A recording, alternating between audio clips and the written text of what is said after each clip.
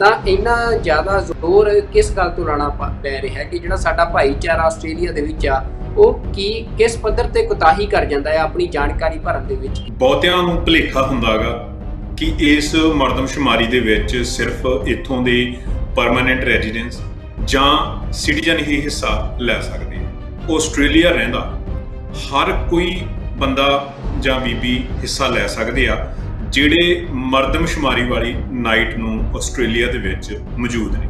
ਉਹਨਾਂ ਦਾ ਵੀਜ਼ਾ ਕੋਈ ਵੀ ਮੈਟਰ ਨਹੀਂ ਕਰਦਾ, ਉਹ ਕੱਚੇ ਨੇ ਪੱਕੇ ਨੇ, ਉਹਨਾਂ ਕੋਲ ਕਿਹੜਾ ਵੀਜ਼ਾ ਹੈਗਾ ਨਹੀਂ ਹੈਗਾ। ਜਿਹੜੇ ਵੈਸਟਰਨ ਮੁਲਕ ਨੇ ਇਹ ਨੰਬਰਸ ਦੇ ਵਿੱਚ ਬਹੁਤ ਜ਼ਿਆਦਾ ਵਿਸ਼ਵਾਸ ਕਰਦੇ ਆ। ਉੱਥੇ ਤੁਹਾਨੂੰ ਟਰਾਲੀਆਂ ਭਰ ਕੇ ਜਾਣ ਦੀ ਇੱਥੇ ਲੋੜ ਨਹੀਂ, ਉੱਥੋਂ ਸਰਕਾਰਾਂ ਦੇ ਅੱਗੇ ਉੱਥੇ ਤੁਹਾਡੇ ਨੰਬਰਸ ਹੀ ਬੋਲਦੇ ਨੇ। ਪੋਲਿਟਿਕਸ ਤੋਂ ਅਲੱਗ ਇੱਕ ਲੌਬੀ ਗਰੁੱਪ ਵੀ ਸਾਡਾ ਖੜਾ ਹੋਵੇ। ਲੌਬੀ ਗਰੁੱਪ ਆ ਜਿਹੜਾ ਉਹ ਪੋਲਿਟਿਕਸ ਤੇ ਮੇਨ ਸਟ੍ਰੀਮ ਪੋਲਿਟਿਕਸ ਦੇ ਨਾਲੋਂ ਉਹ ਜ਼ਿਆਦਾ ਕੰਮ ਕਰਦਾ ਕਿਉਂਕਿ ਉਸ ਨੇ ਹਰ ਇੱਕ ਪਾਰਟੀ ਦੇ ਨਾਲ ਮੁੱਦਿਆਂ ਦੇ ਲੈਵਲ ਦੇ ਉੱਤੇ ਗੱਲਬਾਤ ਕਰਨੀ ਹੁੰਦੀ ਹੈ। ਸੁਖਵਿੰਦਰ ਸਿੰਘ ਜੀ 2016 ਦੇ ਵਿੱਚ ਅਸੀਂ ਜਦੋਂ ਮਰਦਮਸ਼ੁਮਾਰੀ ਦੇ ਵਿੱਚ ਜੁੜੇ ਸੀ, ਉਹਨਾਂ ਨੇ ਕਿਹਾ ਕਿ ਤੁਸੀਂ ਆਪਣੀ ਐਂਸੈਸਟਰੀ ਹੈ ਜਿਹੜੀ ਇੰਡੀਅਨ ਲਿਖਾਓ। ਤੁਹਾਨੂੰ ਕਹਿਣ ਦੇ ਵਿੱਚ ਕੀ ਸੰਗ ਆ ਇੰਡੀਅਨ ਕਹਿਣ ਦੇ ਵਿੱਚ।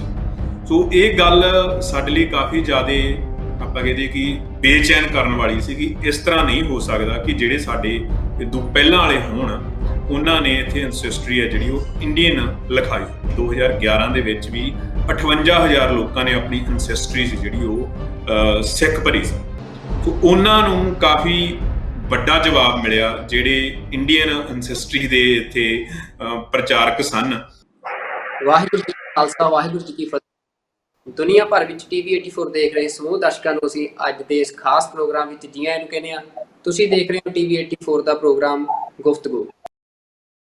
ਦੁਨੀਆ ਦੇ ਵਿੱਚ ਅਸੀਂ ਪਛਾਣ ਦੀ ਗੱਲ ਕਰਦੇ ਹਾਂ ਤਾਂ ਪਛਾਣ ਆਪਣੇ ਆਪ ਦੇ ਵਿੱਚ ਬਹੁਤ ਵੱਡੀ ਅਹਿਮੀਅਤ ਰੱਖਦੀ ਆ। ਯੂਨਾਈਟਿਡ ਨੇਸ਼ਨ ਦਾ ਚਾਰਟਰ ਵੀ ਜਦੋਂ ਬਣਾਇਆ ਗਿਆ ਤਾਂ ਉਸ ਚਾਰਟਰ ਦੇ ਵਿੱਚ ਵੀ ਪਛਾਣ ਦੇ ਉੱਤੇ ਬਹੁਤ ਵੱਡੀ ਅਹਿਮੀਅਤ ਦਿੱਤੀ ਗਈ ਤੇ ਉਸ ਦੇ ਵਿੱਚੋਂ ਇਹ ਵਾਰ-ਵਾਰ ਪ੍ਰਭਾਵ ਦਿੱਤਾ ਜਾਂਦਾ ਹੈ ਕਿ ਜਿਹੜੀ ਪਛਾਣ ਸਿਆਸੀ ਪਛਾਣ ਹੁੰਦੀ ਆ ਜਾਂ ਪਛਾਣ ਦੀ ਆਪਣੀ ਇੱਕ ਸਿਆਸਤ ਹੁੰਦੀ ਆ ਉਹ ਵੀ ਬਹੁਤ ਅਹਿਮ ਹੁੰਦੀ ਆ, ਬਹੁਤ ਜ਼ਰੂਰੀ ਹੁੰਦੀ ਆ ਕਿਸੇ ਵੀ ਕੌਮ ਲਈ, ਕਿਸੇ ਵੀ ਭਾਈਚਾਰੇ ਲਈ। ਤੇ ਜੇ ਕਿਸੇ ਵੀ ਪਛਾਣ ਦੀ ਆਪਣੀ ਸਿਆਸੀ ਹੋਂਦ ਨਾ ਹੋਵੇ ਤਾਂ ਉਸ ਪਛਾਣ ਨੂੰ ਜਿਹੜੀਆਂ ਵੱਡੀਆਂ ਸਿਆਸੀ ਹੋਂਦ ਵਾਲੀਆਂ ਪਛਾਣਾਂ ਹੁੰਦੀਆਂ ਨੇ ਜਾਂ ਵੱਡੇ ਕੋਈ ਬਹੁ ਗਿਣਤੀ ਭਾਈਚਾਰੇ ਹੁੰਦੇ ਆ ਤਾਂ ਉਹ ਛੋਟੀਆਂ ਪਛਾਣਾਂ ਨੂੰ ਜਾਂ ਘੱਟ ਗਿਣਤੀ ਭਾਈਚਾਰਿਆਂ ਦੀਆਂ ਪਛਾਣਾਂ ਨੂੰ ਜਜ਼ਬ ਕਰ ਲੈਂਦੇ ਨੇ ਜਾਂ ਉਹਨਾਂ ਦੇ ਉੱਤੇ ਅਟੈਕ ਕਰਦੇ ਰਹਿੰਦੇ ਨੇ। ਤੇ ਖਾਸ ਕਰਕੇ ਜੇ ਸਿੱਖਾਂ ਦੀ ਗੱਲ ਕਰਨੀ ਹੋਵੇ ਤਾਂ ਜਦੋਂ ਮੁਗਲ ਕਾਲ ਦਾ ਸਮਾਂ ਸੀ ਉਸ ਸਮੇਂ ਵੀ ਜਿੰਨੀ ਸਿੱਖ ਹਿਸਟਰੀ ਆ ਉਹਦੇ ਵਿੱਚ ਜੋ ਪਰਚੇ ਸਿੱਖਾਂ ਦੇ ਉੱਤੇ ਪੈਂਦੇ ਰਹੇ ਜਾਂ ਜੋ ਚੈਲੰਜਸ ਸਿੱਖਾਂ ਨੂੰ ਆਉਂਦੇ ਰਹੇ ਉਹਦੇ ਵਿੱਚ ਇਹ ਗੱਲ ਹਮੇਸ਼ਾ ਵੱਡੇ ਪੱਧਰ ਤੇ ਦੇਖਣ ਨੂੰ ਮਿਲਦੀ ਆ ਕਿ ਜਦੋਂ ਕਚਹਿਰੀ ਵਿੱਚ ਸਿੱਖਾਂ ਨੂੰ ਲਿਜਾਇਆ ਜਾਂਦਾ ਸੀ ਤਾਂ ਉਹਨਾਂ ਦੇ ਉੱਤੇ ਇਹੋ ਸ਼ਰਤ ਰੱਖੀ ਜਾਂਦੀ ਸੀ ਕਿ ਤੁਸੀਂ ਆਪਣਾ ਧਰਮ ਛੱਡੋ, ਆਪਣੀ ਪਛਾਣ ਛੱਡੋ ਤੇ ਜਿਹੜੀ ਸ਼ਾਸਕ ਦੀ ਜਾਂ ਰੂਲਰ ਦੀ ਪਛਾਣ ਆ ਉਸ ਨੂੰ ਧਾਰਨ ਕਰੋ।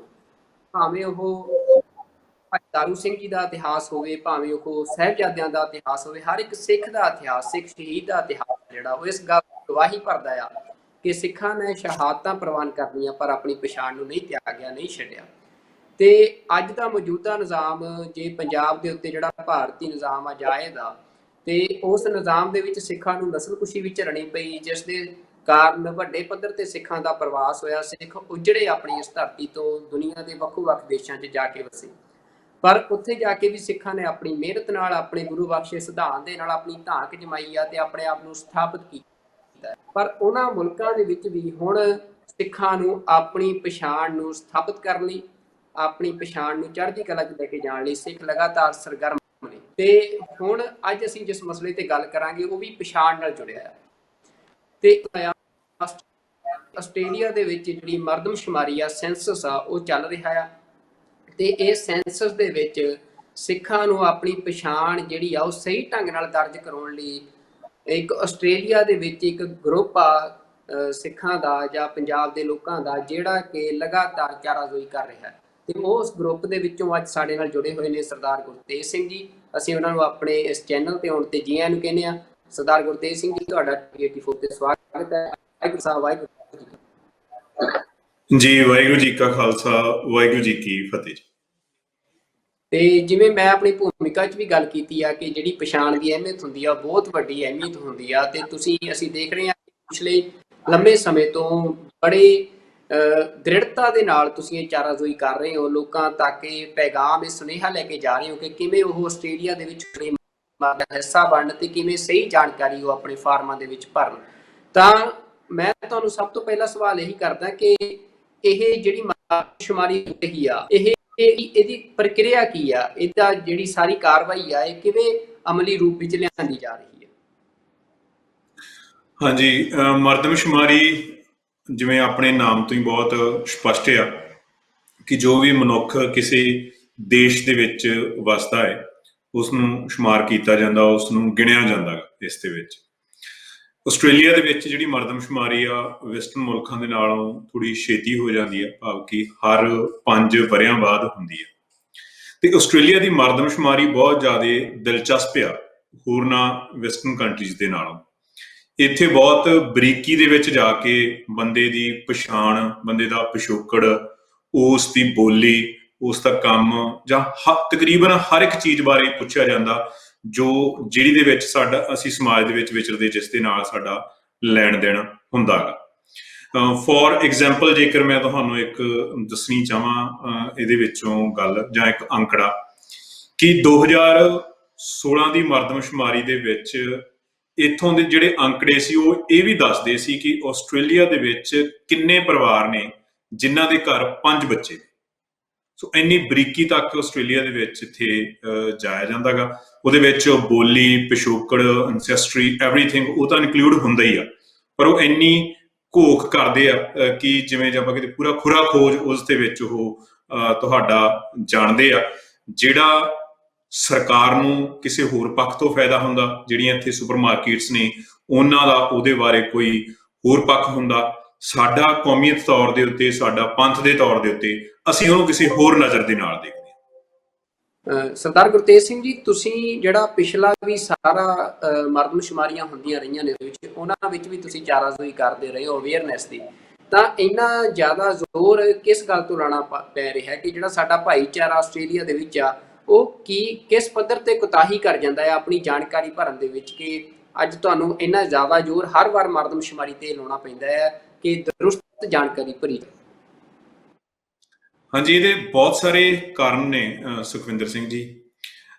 ਇੱਕ ਤਾਂ ਇਹ ਆ ਕਿ ਬਹੁਤਿਆਂ ਨੂੰ ਭੁਲੇਖਾ ਹੁੰਦਾ ਗਾ ਕਿ ਇਸ ਮਰਦਮਸ਼ੁਮਾਰੀ ਦੇ ਵਿੱਚ ਸਿਰਫ ਇੱਥੋਂ ਦੇ ਪਰਮਾਨੈਂਟ ਰੈਜ਼ੀਡੈਂਸ ਜਾਂ ਸਿਟੀਜ਼ਨ ਹੀ ਹਿੱਸਾ ਲੈ ਸਕਦੇ ਆ। ਇਹ ਭੁਲੇਖਾ ਕੱਢਣ ਦੇ ਲਈ ਹੀ ਅਸੀਂ ਜ਼ਿਆਦਾ ਜ਼ੋਰ ਲਾਉਂਦੇ ਹਾਂ ਕਿ ਇਸ ਦੇ ਵਿੱਚ ਆਸਟ੍ਰੇਲੀਆ ਰਹਿੰਦਾ ਹਰ ਕੋਈ ਬੰਦਾ ਜਾਂ ਬੀਬੀ ਹਿੱਸਾ ਲੈ ਸਕਦੇ ਆ ਜਿਹੜੇ ਮਰਦਮਸ਼ੁਮਾਰੀ ਵਾਲੀ ਨਾਈਟ ਨੂੰ ਆਸਟ੍ਰੇਲੀਆ ਦੇ ਵਿੱਚ ਮੌਜੂਦ ਨੇ। ਉਹਨਾਂ ਦਾ ਵੀਜ਼ਾ ਕੋਈ ਵੀ ਮੈਟਰ ਨਹੀਂ ਕਰਦਾ, ਉਹ ਕੱਚੇ ਨੇ, ਪੱਕੇ ਨੇ, ਉਹਨਾਂ ਕੋਲ ਕਿਹੜਾ ਵੀਜ਼ਾ ਹੈਗਾ ਨਹੀਂ ਹੈਗਾ ਇਹ ਮੈਟਰ ਨਹੀਂ ਕਰਦਾ। ਸੋ ਇਸ ਜੱਕ ਦੇ ਵਿੱਚ ਹੀ ਕਿ ਕਈ ਜਿਹੜੇ ਖਾਸ ਕਰ ਵਿਦਿਆਰਥੀ ਨੇ ਜਾਂ ਵਿਜ਼ਟਰ ਵੀਜ਼ੇ ਦੇ ਉੱਤੇ ਇੱਥੇ ਮਾਤਾ ਪਿਤਾ ਆਏ ਹੁੰਦੇ ਨੇ, ਉਹ ਇਸੇ ਜੱਕ ਦੇ ਵਿੱਚ ਹੀ ਰਹਿੰਦੇ ਨੇ ਕਿ ਅਸੀਂ ਇੱਥੇ ਸਿਟੀਜ਼ਨ ਨਹੀਂ, ਪੱਕੇ ਨਹੀਂ ਆ, ਇਸ ਲਈ ਅਸੀਂ ਆਪਣੀ ਇੱਥੇ ਹਾਜ਼ਰੀ ਨਹੀਂ ਲਵਾ ਸਕਦੇ। ਸੋ ਇਸ ਦੀ ਅਵੇਅਰਨੈਸ, ਇਸ ਦੀ ਫੈਲਾਉਣ ਦੇ ਲਈ, ਜਾਗਰੂਕ ਕਰਨ ਦੇ ਲਈ ਹੀ ਅਸੀਂ ਜ਼ਿਆਦਾ ਜ਼ੋਰ ਲਾਉਂਦੇ ਹਾਂ। ਜਿਹੜੀ ਅਗਲੀ ਇਹਦੇ ਵਿੱਚ ਗੱਲ ਹੁੰਦੀ ਆ ਕਿ ਉਹ ਆਪਣੀ ਬੋਲੀ, ਆਪਣੀ ਐਂਸੈਸਟਰੀ ਅਤੇ ਆਪਣਾ ਜਿਹੜਾ ਧਰਮ ਆ ਉਸ ਖਾਨੇ ਦੇ ਵਿੱਚ ਉਹ ਸਹੀ ਜਾਣਕਾਰੀ ਦੇਣ। ਇਹ ਸਾਡਾ ਇਹਦੇ ਉੱਤੇ ਵੀ ਖਾਸ ਇਹਦੇ ਉੱਤੇ ਸਾਡਾ ਫੋਕਸ ਹੁੰਦਾ ਹੈ। ਸੋ ਤੀਜੇ ਨੰਬਰ ਦੇ ਉੱਤੇ ਹੁੰਦਾ ਕਿ ਉਹਨਾਂ ਦੀ ਪਾਰਟਿਸਿਪੇਸ਼ਨ ਆ ਜਿਹੜੀ ਉਹ ਰਹਿੰਦੇ ਸਮੇਂ ਦੇ ਵਿੱਚ ਹੋ ਜਾਵੇ, ਕਿਉਂਕਿ ਜੇਕਰ ਉਹ ਥੋੜਾ ਜਿਹਾ ਅਵੇਸਲੇ ਹੋ ਗਏ, ਉਹਨਾਂ ਨੂੰ ਨਾ ਵਾਰ-ਵਾਰ ਯਾਦ ਕਰਾਇਆ ਗਿਆ ਤੇ ਉਹਨਾਂ ਨੇ ਖੁੰਝ ਜਾਣਾ। ਉਸ ਦੇ ਨਾਲ ਉਹਨਾਂ ਨੂੰ ਫਾਈਨ ਤਾਂ ਆਊਗਾ ਹੀ ਤੇ ਉਲਟਾ ਜਿਹੜਾ ਆਸਟ੍ਰੇਲੀਆ ਦੇ ਵਿੱਚ ਉਹਨਾਂ ਦੀ ਜਿਹੜੀ ਹਾਜ਼ਰੀ ਲੱਗਣੀ ਸੀ, ਜਿਹੜੀ ਉਹਨਾਂ ਦੀ ਮੌਜੂਦਗੀ ਜ਼ਾਹਰ ਹੋਣੀ ਸੀ, ਉਹ ਉਹਦੇ ਤੋਂ ਖੁੰਝ ਜਾਣਗੇ। ਇਸ ਦਾ ਸਾਨੂੰ ਇੱਥੇ ਨੰਬਰਸ ਦੇ ਵਿੱਚ ਫਿਰ ਬਹੁਤ ਜ਼ਿਆਦਾ ਫਰਕ ਪੈਂਦਾ, ਕਿਉਂਕਿ ਆਪਾਂ ਜਾਣਦੇ ਹਾਂ ਕਿ ਜਿਹੜੇ ਵੈਸਟਰਨ ਮੁਲਕ ਨੇ ਇਹ ਨੰਬਰਸ ਦੇ ਵਿੱਚ ਬਹੁਤ ਜ਼ਿਆਦਾ ਵਿਸ਼ਵਾਸ ਕਰਦੇ ਆ। ਵਿਸ਼ਵਾਸ ਨਹੀਂ ਕਰਦੇ, ਇਹਨਾਂ ਦਾ ਸਾਰਾ ਢਾਂਚਾ ਹੀ ਇੱਥੋਂ ਖੜਾ ਗਾ ਕਿ ਇਹ ਨੰਬਰਸ ਦੇ ਉੱਤੇ ਹੀ ਇਹਨਾਂ ਦਾ ਸਾਰਾ ਕੁਝ ਚੱਲਦਾ। ਇੱਥੇ ਜੇਕਰ ਤੁਸੀਂ ਕੋਈ ਆਪਣਾ ਬੋਲੀ ਦੇ ਤੌਰ ਦੇ ਉੱਤੇ ਜਾਂ ਕੋਈ ਲੌਬੀ ਕਰਨੀ ਆ, ਉੱਥੇ ਤੁਹਾਨੂੰ ਟਰਾਲੀਆਂ ਭਰ ਕੇ ਜਾਣ ਦੀ ਇੱਥੇ ਲੋੜ ਨਹੀਂ ਇੱਥੋਂ ਦੀਆਂ ਸਰਕਾਰਾਂ ਦੇ ਅੱਗੇ। ਉੱਥੇ ਤੁਹਾਡੇ ਨੰਬਰਸ ਹੀ ਬੋਲਦੇ ਨੇ।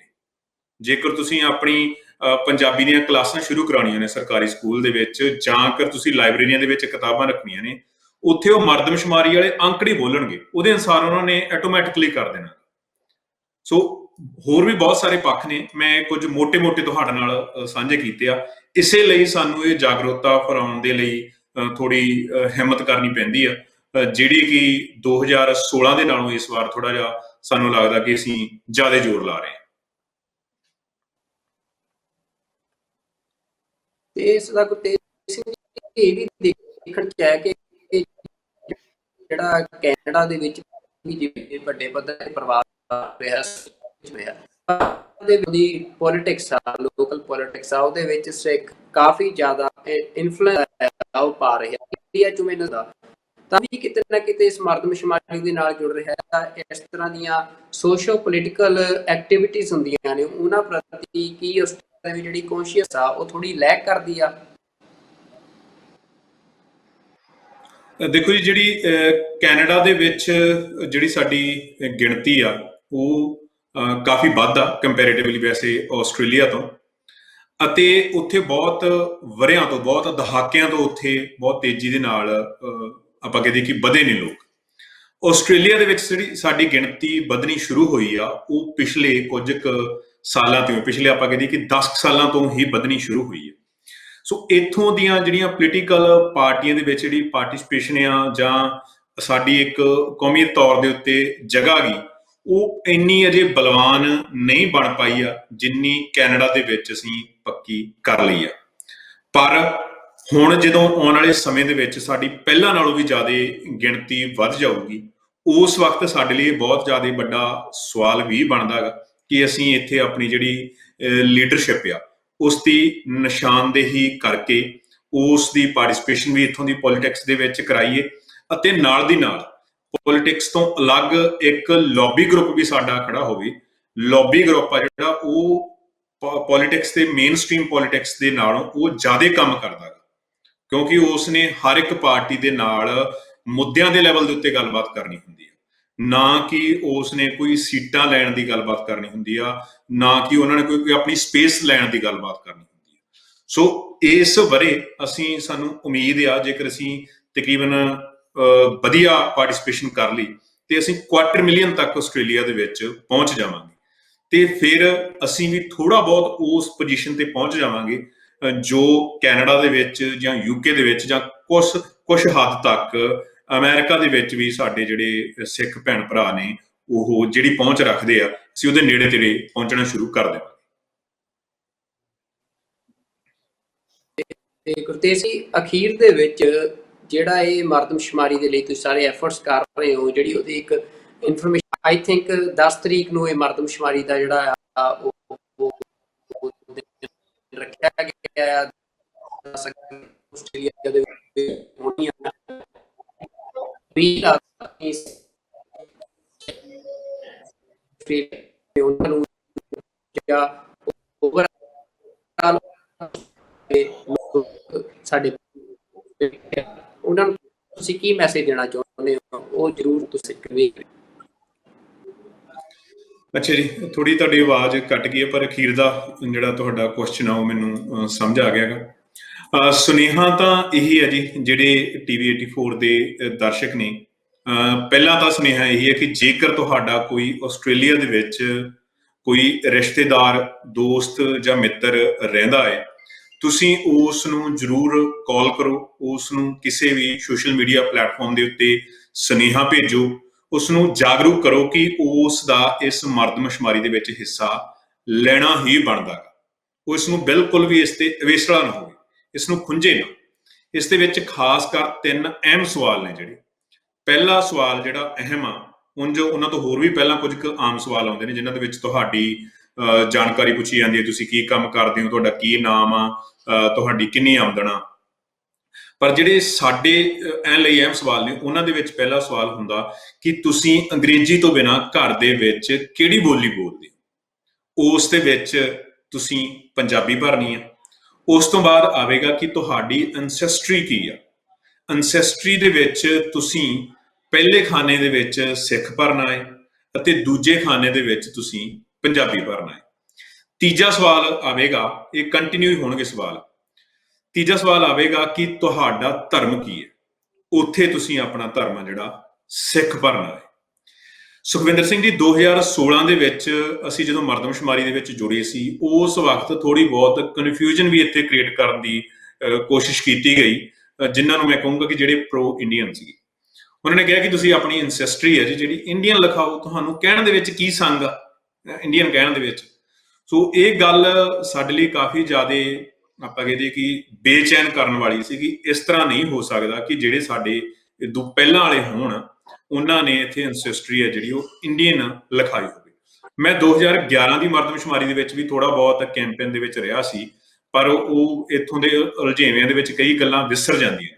ਸੋ ਅਸੀਂ ਕੋਸ਼ਿਸ਼ ਕੀਤੀ ਕਿ ਉਹ ਕਢਵਾ ਲਿਆ ਕਿ ਅਸੀਂ 2011 ਦੇ ਵਿੱਚ ਵੀ 58,000 ਲੋਕਾਂ ਨੇ ਆਪਣੀ ਐਂਸੈਸਟਰੀ ਸੀ ਜਿਹੜੀ ਉਹ ਸਿੱਖ ਭਰੀ ਸੀ। ਸੋ ਉਹਨਾਂ ਨੂੰ ਕਾਫੀ ਵੱਡਾ ਜਵਾਬ ਮਿਲਿਆ ਜਿਹੜੇ ਇੰਡੀਅਨ ਐਂਸੈਸਟਰੀ ਦੇ ਇੱਥੇ ਪ੍ਰਚਾਰਕ ਸਨ, ਅਤੇ ਉਸ ਦਾ ਫਾਇਦਾ ਇਹ ਹੋਇਆ ਕਿ ਉਹਨਾਂ ਦੇ ਪ੍ਰਾਪੇਗੰਡੇ ਦਾ ਕਿ ਸਾਡਾ ਜਿਹੜਾ ਸਿੱਖ ਭਾਈਚਾਰਾ ਗਾ ਉਹ ਅਵੇਅਰ ਬਹੁਤ ਜ਼ਿਆਦਾ ਹੋ ਗਿਆ, ਅਤੇ ਉਹਨਾਂ ਨੇ 2016 ਦੇ ਵਿੱਚ ਜਿਨ੍ਹਾਂ ਨੇ ਆਪਣੀ ਐਂਸੈਸਟਰੀ ਪੰਜਾਬੀ ਅਤੇ ਸਿੱਖ ਲਿਖਾਈ ਸੀ, ਸੋ ਉਸ ਦਾ ਹੀ ਉਹਨਾਂ ਅੰਕੜਿਆਂ ਦੇ ਕਾਰਨ ਹੀ ਜਿਹੜੀ ਸਾਡੀ ਗਿਣਤੀ ਆ ਉਹ 200% ਵਧੀ ਸੀ 2016 ਦੇ ਵਿੱਚ। 1,32,490 ਦੇ ਕਰੀਬ ਅਸੀਂ ਪੰਜਾਬੀ ਸੀਗੇ ਇੱਥੇ ਜਿਨ੍ਹਾਂ ਨੇ ਬੋਲੀ ਲਿਖਾਈ ਸੀ ਆਪਣੀ, 1,26,000 ਦੇ ਕਰੀਬ ਅਸੀਂ ਸਿੱਖ ਸੀ। ਸੋ ਪੰਜਾਬੀ ਬੋਲਣ ਵਾਲਿਆਂ ਦੇ ਵਿੱਚ ਹਿੰਦੂ ਭੈਣ ਭਰਾ ਵੀ ਸੀ, ਮੁਸਲਮਾਨ ਵੀ ਸੀ। ਮੁਸਲਮਾਨ ਭੈਣ ਭਰਾਵਾਂ ਨੇ ਥੋੜੀ ਜਿਹੀ ਪਾਰਟਿਸਪੇਸ਼ਨ ਇਹਦੇ ਵਿੱਚ ਘੱਟ ਕੀਤੀ ਸੀ, ਉਹਦੇ ਤੇ ਸਾਨੂੰ ਲੱਗਦਾ ਕਿ ਥੋੜਾ ਜਿਹਾ ਉਹਨਾਂ ਦਾ ਉਰਦੂ ਦਾ ਪ੍ਰਭਾਵ ਜਿਹੜਾ ਅਜੇ ਨਿਕਲਿਆ ਨਹੀਂ, ਪਰ ਇਸ ਵਾਰ ਅਸੀਂ ਉਹਨਾਂ ਨੂੰ ਬੇਨਤੀ ਕਰਦੇ ਹਾਂ ਕਿ ਉਹ ਖੁੱਲ ਕੇ ਇਹਦੇ ਵਿੱਚ ਪਾਰਟਿਸਪੇਸ਼ਨ ਕਰਨ। ਇੱਕ ਮਿੰਟ ਇਹਦੇ ਵਿੱਚ ਮੈਂ ਹੋਰ ਲਵਾਂਗਾ। ਸਾਡੀ ਜਿਹੜੀ ਬੋਲੀ ਆ ਉਹ ਘੱਲੂਘਾਰਿਆਂ ਦੇ ਵਿੱਚੋਂ, ਝੱਖੜਾਂ ਦੇ ਵਿੱਚੋਂ ਪਤਾ ਨਹੀਂ ਕਿੱਥੋਂ ਕਿੱਥੋਂ ਲੰਘ ਕੇ ਆਈ ਹੈ। ਸੋ ਸਾਡੀ ਇਸ ਬੋਲੀ ਨੂੰ ਬਚਾਉਣ ਦੇ ਲਈ ਸਾਡੇ ਬਜ਼ੁਰਗਾਂ ਨੇ ਆਪਣਾ ਖੂਨ ਵਹਾਇਆ, ਉਹਨਾਂ ਨੇ ਖੰਡੇ ਪਾਏ। ਜਦੋਂ ਪਹਿਲਾ ਘੱਲੂਘਾਰਾ ਹੋਇਆ ਉਸ ਵਕਤ ਜਸਪਤ ਲਖਪਤ ਰਾਏ ਨੇ 3 ਨੁਕਤੇ ਜਿਹੜੇ ਦਿੱਤੇ ਸੀ, ਉਸ ਦੇ ਵਿੱਚੋਂ ਉਹਨੇ ਇੱਕ ਨੁਕਤਾ ਇਹ ਵੀ ਦਿੱਤਾ ਸੀ ਕਿ ਤੁਸੀਂ ਜਿੰਨੀਆਂ ਵੀ ਗੁਰਮੁਖੀ ਦੀਆਂ ਕਿਤਾਬਾਂ ਨੇ ਪੰਜਾਬੀ ਦੀਆਂ ਉਹਨਾਂ ਸਾਰੀਆਂ ਨੂੰ ਅੱਗ ਲਾ ਦਿਓ। ਭਾਵ ਕਿ ਉਹਨੇ ਸਾਡੀ ਬੋਲੀ ਨੂੰ ਖਤਮ ਕਰਨ ਦੇ ਉੱਤੇ ਪੂਰਾ ਤਾਣ ਲਾਤਾ ਸੀ। ਉਸ ਤੋਂ ਬਾਅਦ ਜਿਹੜਾ ਅੰਗਰੇਜ਼ ਪ੍ਰਬੰਧ ਆਇਆ ਇੱਥੇ, ਉਹਨਾਂ ਨੇ ਸਾਡੇ ਉੱਤੇ ਆਪਣੀਆਂ 2 ਬੋਲੀਆਂ ਨਵੀਆਂ ਘੜ ਕੇ ਹਿੰਦੀ ਤੇ ਉਰਦੂ ਜਿਹੜੀਆਂ ਇੱਥੋਂ ਦੀ ਸਾਧ ਬੋਲੀ ਤੇ ਸੰਸਕ੍ਰਿਤ ਤੇ ਉਧਰ ਪਰਸ਼ੀਅਨ ਤੇ ਅਰਬੀ ਦਾ ਮਿਕਸ ਕਰਕੇ ਉਹ ਸਾਡੇ ਉੱਤੇ ਇੰਪੋਜ਼ ਕੀਤੀਆਂ। ਫਿਰ ਸਾਡੀ ਬੋਲੀ ਨੂੰ ਦੱਬਣਾ ਚਾਹਿਆ। ਅਸੀਂ ਉੱਥੋਂ ਵੀ ਸਰਖਰੂ ਹੋ ਕੇ ਨਿਕਲੇ। ਉਦੋਂ ਬਾਅਦ ਦੇ ਵਿੱਚ ਜਿਹੜੇ ਆਰੀਆ ਸਮਾਜ ਵਾਲੇ ਸੀ ਜਾਂ ਹੋਰ ਜਿਹੜੇ ਵੀ ਆਏ, ਉਹਨਾਂ ਦੀ ਮੁਹਿੰਮ ਚੱਲੀ ਕਿ ਇਸ ਦੀ ਲਿਪੀ ਆ ਜਿਹੜੀ ਉਹ ਦੇਵਨਾਗਰੀ ਕਰ ਦਿੱਤੀ ਜਾਵੇ। ਸਾਡਾ ਪੰਜਾਬੀ ਸੂਬਾ ਮੋਰਚਾ ਲੱਗਿਆ, ਉੱਥੋਂ ਵੀ ਅਸੀਂ ਸਰਖਰੂ ਹੋ ਕੇ ਨਿਕਲੇ। ਈਵਨ ਕਿ ਜਦੋਂ ਸੂਰਜ ਪ੍ਰਕਾਸ਼ ਗ੍ਰੰਥ ਲਿਖਿਆ ਜਾ ਰਿਹਾ ਸੀ, ਉਦੋਂ ਵੀ ਜਿਹੜੇ ਬ੍ਰਾਹਮਣ ਸੀਗੇ ਅੰਬਾਲੇ ਦੇ, ਉਹਨਾਂ ਨੇ ਜ਼ੋਰ ਲਾਇਆ ਕਿ ਭਾਈ ਸੰਤੋਖ ਸਿੰਘ ਇਹਨੂੰ ਦੇਵਨਾਗਰੀ 'ਚ ਨਿਕਲੇ, ਪਰ ਸਾਡੇ ਜਿਹੜੇ ਯੋਧੇ ਸੀ ਉਹ ਇੱਥੋਂ ਸਰਵਾਈਵ ਕਰਾਉਂਦੇ ਰਹੇ। ਪੰਜਾਬੀ ਸੂਬੇ ਮੋਰਚੇ ਦੇ ਵੇਲੇ ਸਾਡੇ ਬਜ਼ੁਰਗਾਂ ਨੇ ਜ਼ੋਰ ਲਾਇਆ ਕਿ ਸਾਡੀ ਜਿਹੜੀ ਲਿਪੀ ਆ ਤੇ ਸਾਡੀ ਬੋਲੀ ਆ ਜਿਹੜੀ ਉਹ ਬਚੀ ਰਹੇ। ਸੋ ਇੰਨੀਆਂ ਘਾਲਨਾਵਾਂ ਦੇ ਵਿੱਚੋਂ ਅਸੀਂ ਨਿਕਲ ਕੇ ਆਏ। ਹੁਣ ਜਿਹੜਾ ਇਸ ਮੁਲਕਾਂ ਦੇ ਵਿੱਚ ਸਾਡੇ ਲਈ ਬੋਲੀ ਬਚਾਉਣੀ ਬਹੁਤ ਜ਼ਿਆਦਾ ਆਸਾਨ। ਤੁਸੀਂ 15 ਮਿੰਟ ਮਖਮਲੀ ਜਿਹੜੇ ਸੋਫੇ ਆ ਉਹਨਾਂ ਦੇ ਉੱਤੇ ਬੈਠ ਕੇ 15 ਮਿੰਟ ਲਾਉਣੇ ਨੇ ਆਪਣੇ ਪੈਨ ਦੇ ਨਾਲ। ਤੁਹਾਨੂੰ ਪੈਨ ਚੱਕਣ ਦੀ ਲੋੜ ਹੀ ਆ ਐਟ ਦਾ ਮੂਵਮੈਂਟ ਬੋਲੀ ਬਚਾਉਣ ਦੇ ਲਈ, ਜਾਂ ਲੈਪਟਾਪ ਚੱਕਣ ਦੀ ਲੋੜ ਹੈ। ਸੋ ਉਸ ਦੇ ਨਾਲ ਤੁਸੀਂ ਹਿੱਸਾ ਲੈਣਾ ਤੇ ਤੁਹਾਡੀ ਜਿਹੜੀ ਹਾਜ਼ਰੀ ਲੱਗ ਜਾਣੀ ਆ। ਇਹਨਾਂ ਅੰਕੜਿਆਂ ਦਾ ਜਿਹੜਾ ਫਾਇਦਾ ਆਉਣ ਵਾਲੇ ਸਮੇਂ ਦੇ ਵਿੱਚ ਹੋਣਾਗਾ ਤੁਹਾਨੂੰ, ਉਹਨੂੰ ਤੁਸੀਂ ਇਮੇਜਿਨ ਨਹੀਂ ਕਰ ਸਕਦੇ। 2.5 ਲੱਖ ਕੁਆਟਰ ਮਿਲੀਅਨ ਜੋ ਤੁਸੀਂ ਇਹ ਅੰਕੜਾ ਬੋਲਦੇ ਹੋ, ਤੇ ਸਾਹਮਣੇ ਵਾਲਾ ਜਿਹੜਾ ਪੋਲੀਟੀਸ਼ੀਅਨ ਆ ਜਾਂ ਜੋ ਵੀ ਆ ਉਹ ਤੁਹਾਡੇ ਨਾਲ ਥੋੜਾ ਜਿਹਾ ਧਿਆਨ ਨਾਲ ਗੱਲ ਕਰਦਾ, ਕਿਉਂਕਿ ਕੁਆਟਰ ਮਿਲੀਅਨ ਦਾ ਅੰਕੜਾ ਸਿੱਧਾ ਫਿਰ ਮੱਥੇ 'ਚ ਵੱਜਣ ਵਾਲਾ ਅੰਕੜਾ ਹੁੰਦਾ। ਪਰ ਇਹ ਤਾਂ ਹੀ ਹੋਵਾਂਗੇ ਜੇਕਰ ਤੁਸੀਂ ਇਸ ਵਾਰ ਬੜੀ ਚੇਤੰਨਤਾ ਦੇ ਨਾਲ ਹਿੱਸਾ ਲਵੋਗੇ ਮਰਦਮਸ਼ੁਮਾਰੀ।